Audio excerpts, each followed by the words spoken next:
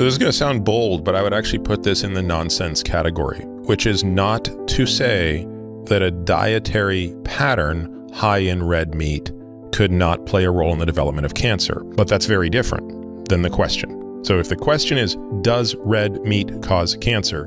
I think that is not correct. And I think there's plenty of evidence that that is not correct. If the question is, do people who eat a lot of red meat, or do people who eat a lot of processed red meat have a higher risk of getting cancer? I think the answer to that question is yes, but it's probably less because of the meat, although in the case of certain processing, it may be the case, but it's probably much more because of what they're not eating. It's probably much more because their diets tend to be much lower in vegetables and specifically much lower in insoluble fiber, which plays a very important role in the prevention of colorectal cancer. So, you know, the debate on red meat and cancer goes back for long periods of time. And again, it suffers from all of the usual trappings of nutritional epidemiology, which is why John Ioannidis famously said that all nutritional epidemiology belongs in the wastebasket. The two most obvious problems with nutritional epidemiology in this regard are that it's very difficult to get an accurate reflection of what people consume using food frequency questionnaires. It's almost impossible. And secondly,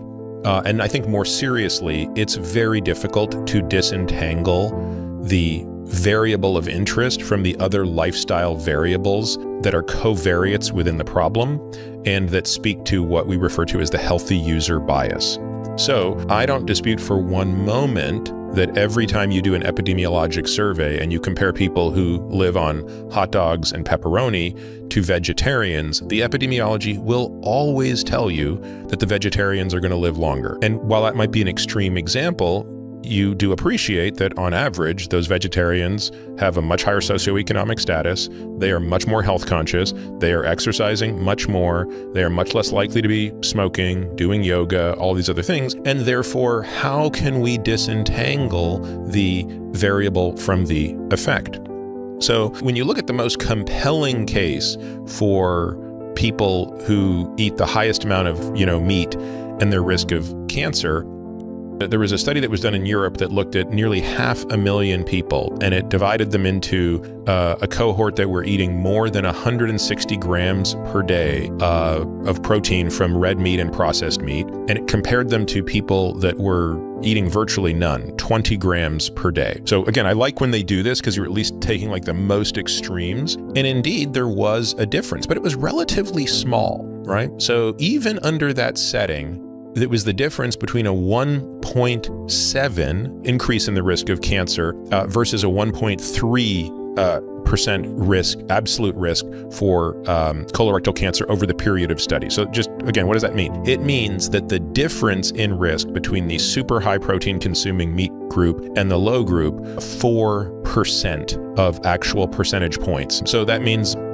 basically you have to put, 250 people on a low meat diet to reduce 1 case of colorectal cancer. And again, that's assuming that you arrived at this through randomization, which you didn't. So again, there was another study that was done, it was a 10-year observational study that looked at about 150,000 people with the highest tertile of red meat consumption. And, they had a 50% increase in relative risk to those in the lowest tertile. Again, the error bar on this study was so big that it barely made statistical significance despite the sample size there, which I think, again, just speaks to the heterogeneity. And I would say that every one of these studies basically ends up having the same issue with it, which is when you look at the details, you realize it is very difficult to come up with a meaningful view that